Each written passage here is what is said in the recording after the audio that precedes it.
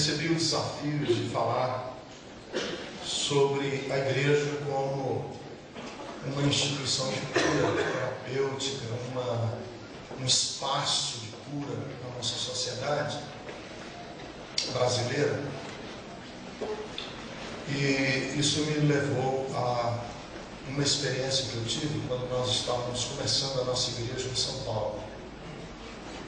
Eu comecei a nossa igreja enviado pela igreja de Fortaleza para plantar uma igreja em São Paulo. E eu me lembro que eu estava num aniversário recém-chegado em São Paulo e alguém me apresentou, me apontou nessa festa de aniversário uma senhora, assim, uns 45, 50 anos de idade, e disse: olha, essa senhora, ela está sem igreja.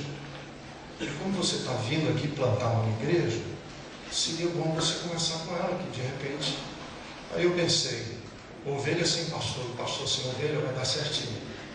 Eu vou conversar com ela. Me aproximei e tal, fui fazer aquele meio de campo diplomático. Olha, eu estou chegando de Fortaleza e tal, começando uma igreja, PPP, fiz amizade com ela e depois dei a fisgada, né? Falei, a senhora não gostaria de participar do nosso culto? Ainda era um apartamento, estamos lá na sala da nossa casa e tal, uma reunião mais informal.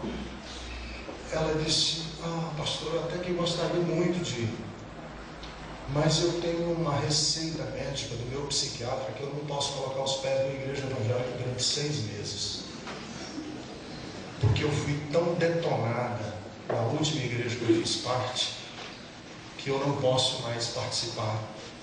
Eu tenho uma receita, eu não posso ir durante 6 meses. Se o senhor esperar 6 meses, eu não tiver alta, eu vou para a igreja. E aquilo para mim foi trágico, né? Eu saí daquele encontro, daquela festa de aniversário, com o coração traspassado. Depois eu terminei o culto na minha igreja, já bem andada, já bem estruturada. Quando eu desci do púlpito e eu estou indo assim pelo corredor, uma moça de uns 20 e poucos anos, formada em filosofia, me pegou no corredor da igreja e disse assim para mim: pastor, eu sou convertida há 2 anos e pouco. Eu queria lhe fazer uma pergunta. Onde está a vida abundante que vocês tanto falam no púlpito da igreja? Porque eu não vejo nessa igreja. E não vi em nenhuma igreja onde eu participei. Me responda uma coisa: essa vida abundante de que tanto vocês falam, não seria um sonho romântico? Não seria uma projeção utópica, idílica, dos primeiros cristãos? Uma esperança utópica, um horizonte utópico com o qual eles lidaram? Porque quando eu vejo a realidade das famílias, quando eu vejo a realidade das disfuncionalidades emocionais e sociais das pessoas, me vem essa questão: se é verdade mesmo ou se não é. Então, eu estou dando esses exemplos porque eu tenho uma visão não triunfalista, não ufanista do movimento evangélico nesse país. Aliás, eu não tenho do movimento evangélico como movimento. Eu não embarco na proposta positivista, moderna, da modernidade, do progresso infinito, cumulativo.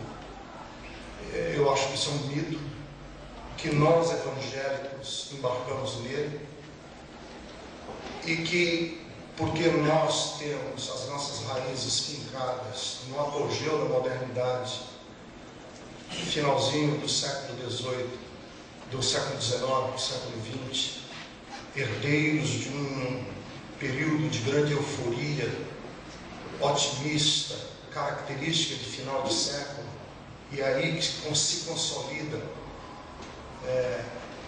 o movimento evangélico como um movimento, eu acredito, e essa é uma postura que eu tenho, de que o movimento evangélico, ele está nos seus estertores.